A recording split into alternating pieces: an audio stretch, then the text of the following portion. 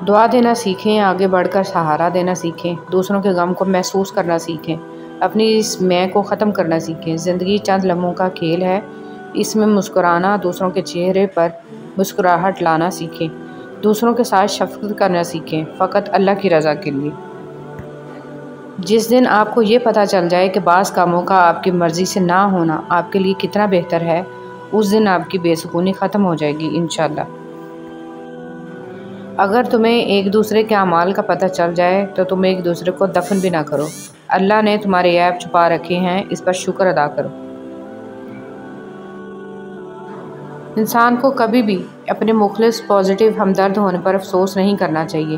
ان سب خوبیوں کا صلہ اسے اگلے جہاں میں ملنا ہے۔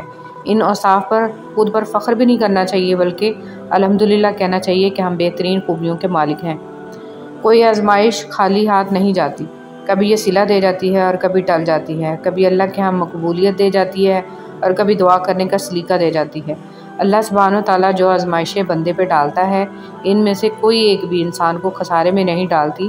زبان پہ شکر رکھیں، اللہ تعالیٰ بڑا مہربان ہے۔ الحمدللہ رب العالمین۔ رسول صلی اللہ علیہ وسلم نے فرمایا، جب بھی کوئی آدمی صدقہ کرتا ہے تو وہ 70 شیطانوں کے جبڑے توڑ دیتا ہے۔ جس شخص سے حسد کیا جاتا ہو، اس کے لیے سلامتی کی راہ یہ ہے کہ وہ حاسدوں سے اپنی نعمت کو چھپائے، جیسے یعقوب علیہ السلام نے اپنے لختے جگر یوسف علیہ السلام کو خواب مخفی رکھنے کی نصیحت کی تھی۔ حقیقت، کوئی عرس کا لنگر نہیں کھاتا تو کوئی میلاد کا اور کوئی محرم کی نیاز نہیں کھاتا، لیکن غریب کا حق اور حرام کی کمائی سب کے سب کھا جاتے ہیں۔ کچھ لوگ اپنی اکڑ کی وجہ سے قیمتی شے کھو دیتے ہیں اور کچھ لوگ رشتے بچاتے بچاتے اپنی قدر ہی کھو دیتے ہیں۔ حضرت امام جعفر رضی اللہ تعالیٰ عنہ نے فرمایا، بندے کا ایمان جتنا زیادہ ہوگا اس کے رزق میں تنگی بھی اتنی ہی زیادہ ہوگی۔ انسان بھی عجیب ہے، دعا کے وقت سمجھتا ہے کہ اللہ بہت قریب ہے اور گناہ کے وقت سمجھتا ہے کہ اللہ بہت دور ہے۔ آسانی کا انتظار کرنا بھی عبادت ہے، کیونکہ آزمائش ہمیشہ نہیں رہتی۔ بہترین صبر وہ ہے جس میں لوگوں سے شکایات نہیں کی جاتی۔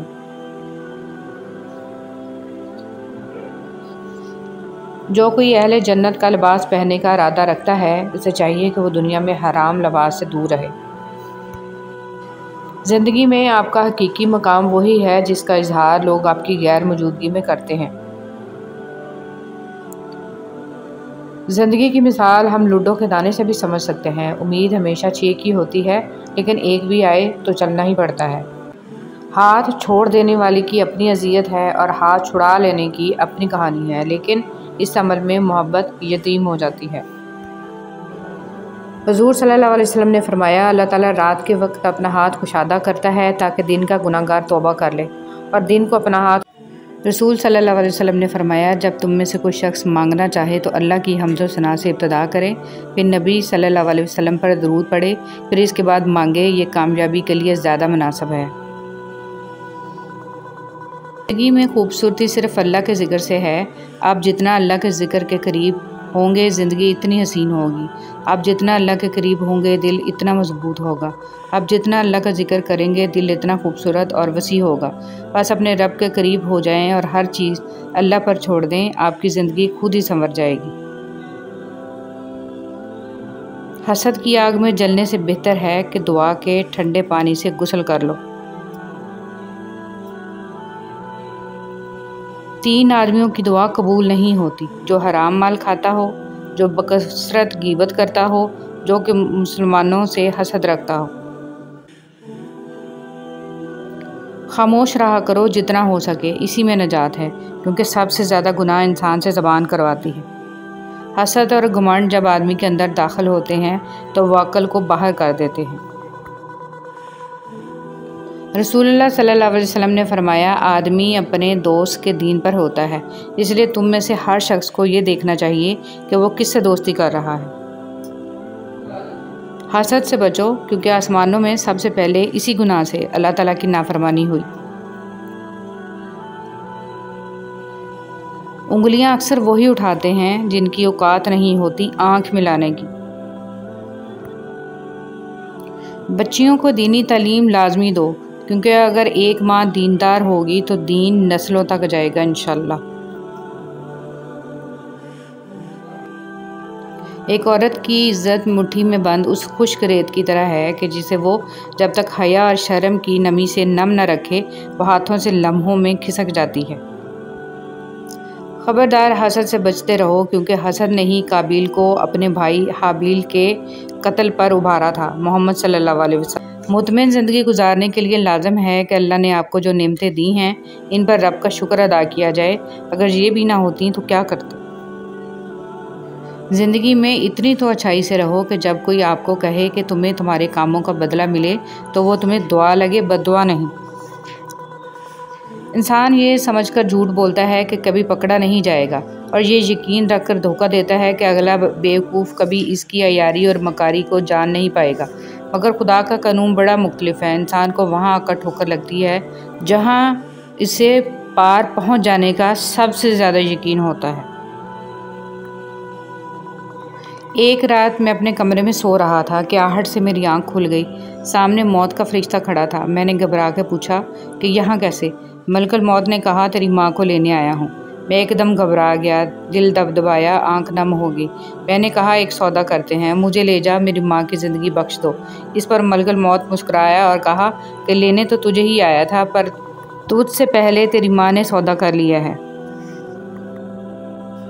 بہلول سے کسی نے پوچھا کہ قبرستان میں کیوں بیٹھے ہو؟ بہلول نے جواب میں کہا میں ان کے ساتھ بیٹھا ہوں جن کی طرف سے مجھے کوئی تکلیف نہیں پہنچتی، الزام نہیں لگاتے، حسد نہیں کرتے، جھوٹ نہیں بولتے، تانا نہیں دیتے، خیانت نہیں کرتے، اور سب سے اچھی بات یہ ہے کہ جب میں یہاں سے اٹھ کے چلا جاتا ہوں تو پیٹھ پیچھے میری غیبت نہیں کرتے۔ ضائع ہونے سے بچا لے میرے معبود مجھے، یہ نہ ہو وقت مجھے کھیل تماشا کر دے۔ یہ جو حالت ہے میری میں نے بنائی ہے، مگر جیسا تو چاہتا ہے اب مجھے ویسا کر دے۔ سورہ نو ہمیں یہ بتاتی ہے کہ اللہ کی محبت کے بغیر تم زندہ نہیں رہ سکتے۔ اللہ کا حکم سنو، اللہ سے ہدایت مانگو۔ اگر تم اللہ کی نافرمانی کرو گے تو اس کا عذاب سخت ہوگا۔ اگر کھوٹے سکے سے کچھ خریدنا ناممکن ہے تو نیتوں میں کھوٹ رکھ کے فلاح پانا بھی ناممکن ہے۔ بے شک نماز بہت بہترین ساتھی ہے، زندگی سے قبر تک، قبر سے حشر تک، حشر سے جنت تک۔ طنز کا کتنا ہی اچھا موقع کیوں نہ ہو، کیسے بسم اللہ الرحمن الرحیم، جہاں نماز پڑھو اس جگہ تھوڑی دیر بیٹھ جاؤ تاکہ بدن کے تمام حصوں میں سکون پیدا ہو جائے۔ پھر نماز کے لیے کھڑے ہو جاؤ اور اس طرح کا یہ خیال کرو پل صراط تمہارے پاؤں کے نیچے، جنت تمہارے سیدھے ہاتھ کی طرف، جہنم تمہاری الٹی ہاتھ کی طرف، موت کا فرشتہ تمہارے پیچھے کھڑا ہے، اور سمجھو کہ یہ تمہاری آخری نماز ہے۔ فضول خیالات سے نجات ملے گی۔ اللہ نیکی کی بات پھیلانے والے کو جزائے خیر عطا فرمائے، آمین۔